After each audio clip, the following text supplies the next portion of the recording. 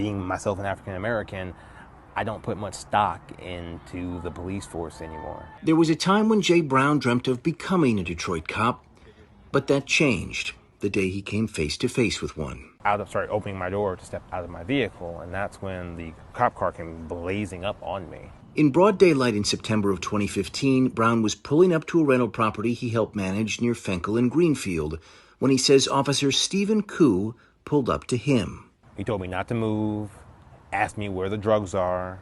Are there drugs in my vehicle? Are there drugs in the house that I'm approaching? What am I doing here? And I said, no, sir, I do not know what's going on. I'm just here to check on some rental property. Nearly the whole time, he said Koo's gun was trained on his chest. I'm still holding a gun on you after 3 minutes, 4 minutes, and I'm asking you, pleading with you, can you please lower your weapon? He said Koo used profanity and was demeaning, that he searched his vehicle but found no drugs or stolen weapons. And before Koo left, according to the complaint, he wrote him a ticket for not wearing a seatbelt and then said this. He just said, he's just another stupid Do you have any doubt at all that he used the N-word? I have no doubt in my mind that he used the N-word. If you feel that strongly about the color of my skin, you probably shouldn't be an officer in the city of Detroit. Jay filed a citizen's complaint against Officer Koo, seen here on Facebook, that included allegations he used racist language and unnecessary force. Koo denied both. It was hardly the first time he'd been accused. The average uniformed officer in Detroit has received just over 8 citizen complaints, according to DPD data. Some go their entire career without receiving one. But Stephen Koo, in his 12 years on the force, has received 85. We could not find any officer who's amassed that many that quickly. And for Koo, virtually every complaint against him where race is listed is lodged by a person of color. It's somewhat of a concerning pattern, simply because you would probably want to see a mix of different races that we're talking about. They rolled the window down and they asked us, do we have any guns or drugs on us? DeAndre Reed and his brother were standing outside on the street where they live when Officer Koo and his partner pulled up. We said no. They told us to lift up our shirts and do a complete circle so they could see our waistband. We complied. He said Koo handcuffed him, searched him, then saw that DeAndre had an outstanding traffic warrant. It was then, according to the complaint, that Koo said this. Thank my dumb brother that I'm going to jail. He used that word? Yes. He said it like that's something that he always says. He was very confident in saying it.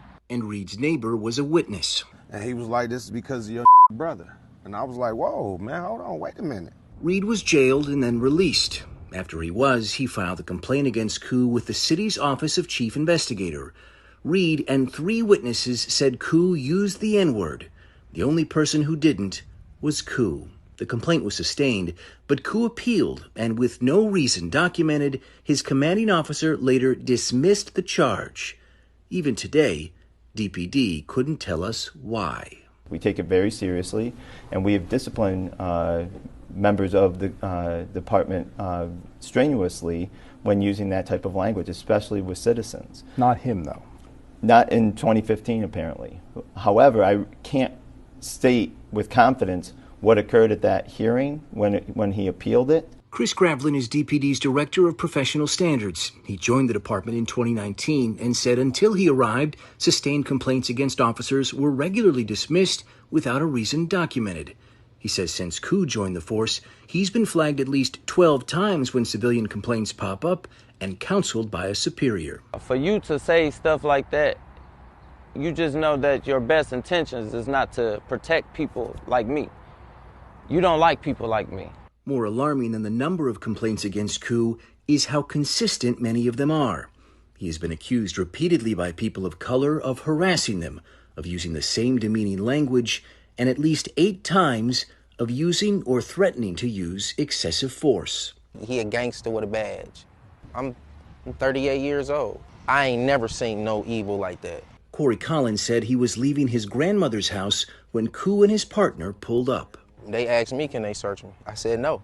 I haven't did nothing, you know. According to Collins' complaint, the 2 men traded insults before Koo cuffed him and then said, my trigger finger is itching. I dare you to move. I dare you to move. What does that mean to you? Blow my head off.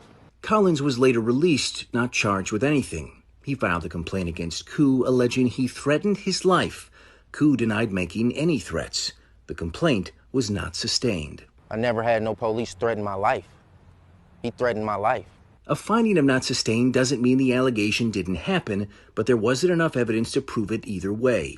It's the most common outcome for citizen complaints, and it's the same outcome Jay Brown received when he said Koo called him the N-word and used excessive force. They pay no attention to any of this officer's patterns of practice, despite the remarkable similarity between all of these people's complaints. Julie Hurwitz is a civil rights attorney currently suing Koo in federal court on behalf of a Detroit man Koo and his partners arrested. She has reviewed his lengthy list of citizen complaints dating back more than a decade. What the heck is going on here? Why is this man still a police officer? In 2018, Koo faced his harshest punishment yet, following his role in a drug raid where a dog was shot and killed. When Internal Affairs investigated, Koo said he never fired at the dog, but ballistics later found a bullet casing from his gun. When confronted, he changed his story and told investigators he forgot. How does an officer say with a straight face that they forgot shooting their gun? That is what we want to be getting to at the bottom of any investigation. Koo and other officers were deemed untruthful. The entire drug case was dismissed, and the disciplinary sergeant recommended Koo be terminated. But instead of doling out any punishment at all, his commanding officer dismissed the entire case for timeliness, saying it had dragged on for too long. Now I'd like to make a motion to approve the promotions to the rank of sergeant. Just 3 months later, after a recommendation to fire him, Those in favor, aye. Aye. Those opposed, motion carried. Stephen Koo was promoted from officer to sergeant. When I reached him by phone this month, he declined comment for this report. Today, as a result of this story, DPD says they're considering reassigning him. Based upon your questions, Interim Chief White is aware of and taking a look at all of his options right now with Sergeant Koo and how best to utilize him, given some of the things that you've raised in this report. Those already familiar with Koo wonder why it didn't happen much sooner. Should he be a cop today? Absolutely not. No. He should not be a Detroit police officer. He should not be an officer of any police department. We did reach out to the Detroit Police Officers Association and the Lieutenants and Sergeants Association, which have both represented Sergeant Koo throughout his career. Neither returned our call. I'm Ross Jones, 7 Action News.